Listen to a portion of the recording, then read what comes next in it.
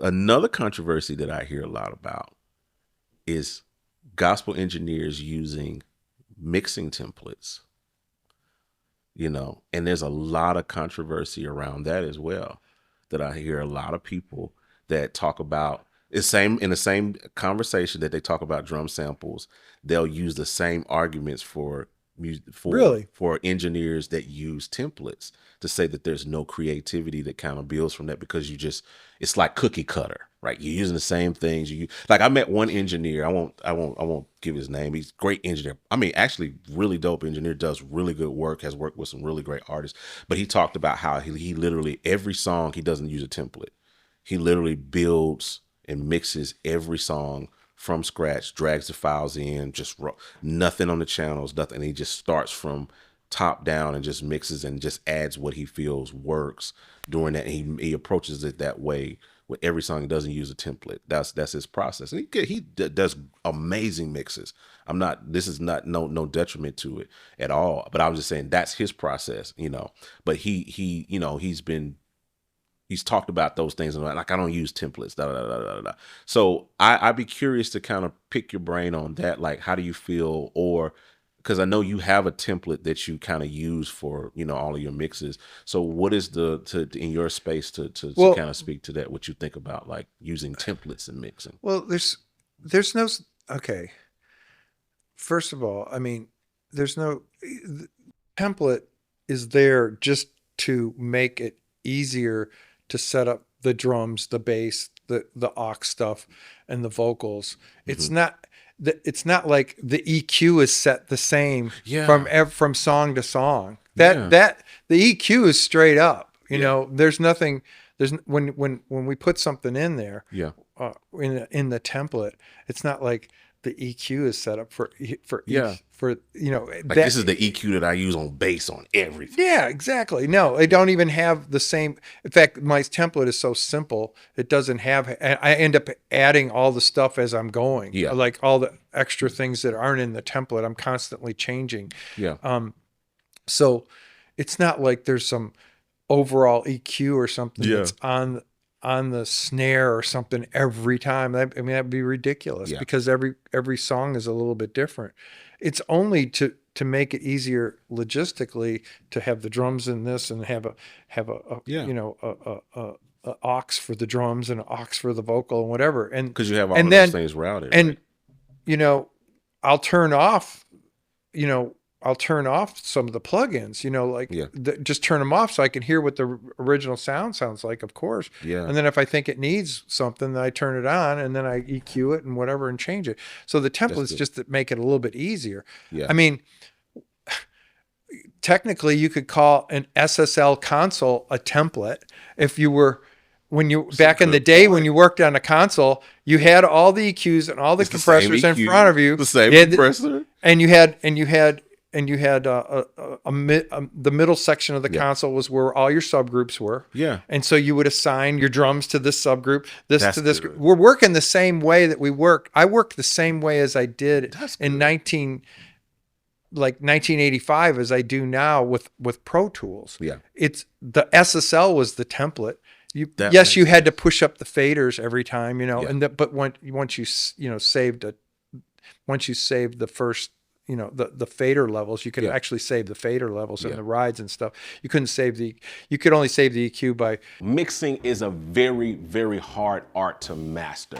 I know because I've been trying to master this art for several years. That is one of the reasons why I do Mix Mondays. It's a learning environment, and every mix that I do, I learn something new. And I've taken everything that I've learned over the years and we have poured it into our mixing templates. Mixing templates are a great starting place, and we have created several templates that allow you to get up and going quickly, and we have created them for Logic Pro X, we have created them for Pro Tools, for Studio One, for Ableton Live, and so many others. So if you're interested in taking your mixing to the next level or even just getting started, make sure you check out these links down and below in the description of this video and grab your template today. All right, back to the show.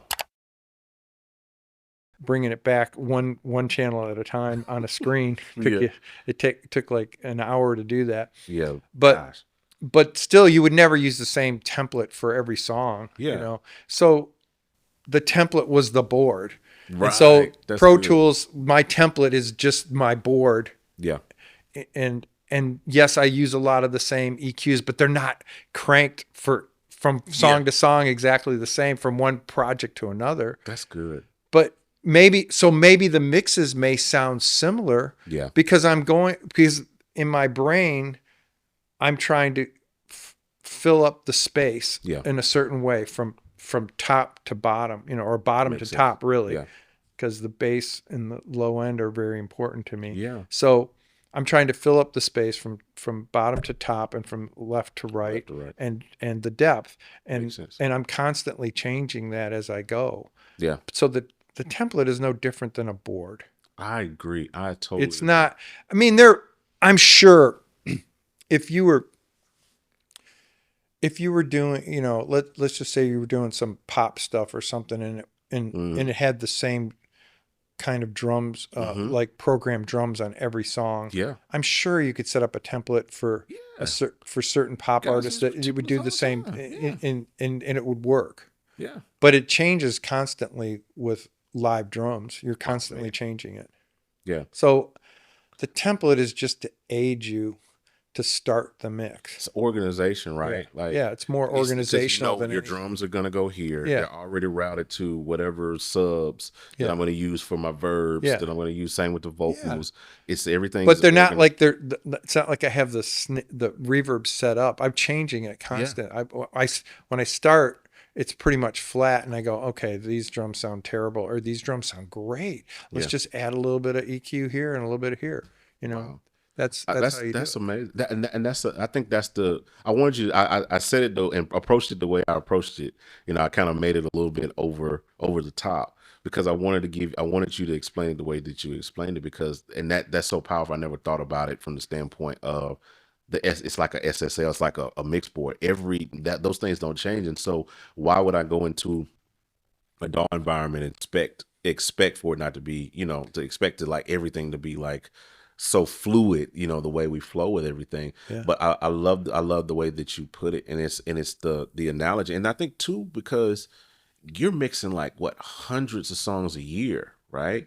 I mean, how do you keep up with that bandwidth of what you need from said artist, from said label, whatever your deliverables are on a constant basis?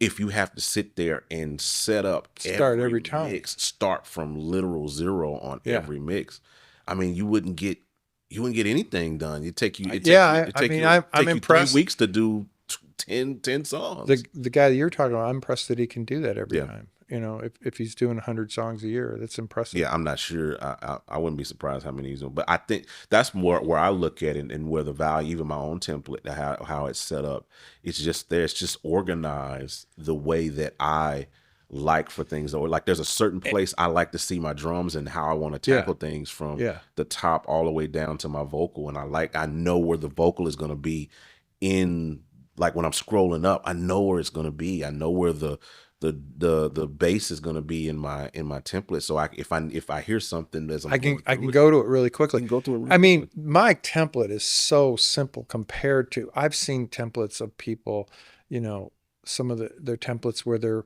running all the music through this thing and all these things, all these different auxes and stuff. And I'm like, wow, that's really complicated. Yeah. I don't want to get into that. Yeah.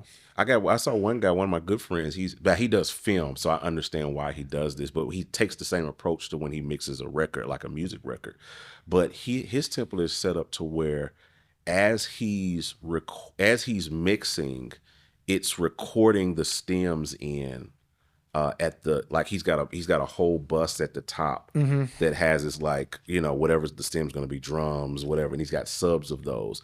And so as he's mixing, he hits the record button as he's mixing. So that way, as he's mixing, he's literally printing the stems as they sound at that moment. Right. You know what I mean? Throughout the song. So when he gets to the end, when the mix is finished, he can literally run it down from top and print his stems at the same time once the mix is done. Really, really cool, really, really intuitive. I'm like, that's actually pretty cool. Now, what it took him, like when he showed me, attempted to show me the setup on it. I was like, nah, man, I'll let you have that. That's kind of complicated because he's got it routed in a way that's like really, really weird. Film guys do that. Yeah. I know. it's like there's a engineer, Fred Paragano. He owned Paragon Studios in Nashville for years, and but he's a film mixer in LA now, and he told me sometimes they have like 750 tracks in film, huge. And they do exactly what you're saying. They print in stems all the time, so that they can go back and just punch into one spot. You know, like if they change the dialogue, they add that track and then they go to the spot and then I guess they punch in and change the stem in those sections. Yeah. I mean, you have to be really organized to mix film. Oh man. I mean, it's way more complicated than mixing music. It's a whole different animal. I mean, but hundreds he pulls of that tracks. same, he has his template, he has his music mixing template set up the same way as that. Cause but he learned that framework from film, and then he just brought it over to whenever he still does more film than he does music. Yeah. But whenever he does get a music project to mix, it's like, he just throws it in his template and he's able to kind of expedite like several different things. Because if you're mixing, like you said, 700 track things, a little 100 track or 50, 60 track, gospel song is not gonna, he's not gonna sneeze at that, what I mean? But it's just really cool, man. Yo, thank you for watching that exclusive clip from the Hangout podcast. We drop these on the channel on Wednesdays, and we appreciate you guys for taking out the time and watching this. If you're interested in seeing more of these exclusive interviews that we have, make sure you check out the playlist over here. If you're interested in taking your production, mixing, or whatever to the next level, make sure you hit the links down below in the description. All right, we'll talk to you guys on the next one. I'm out. Holla at your boy.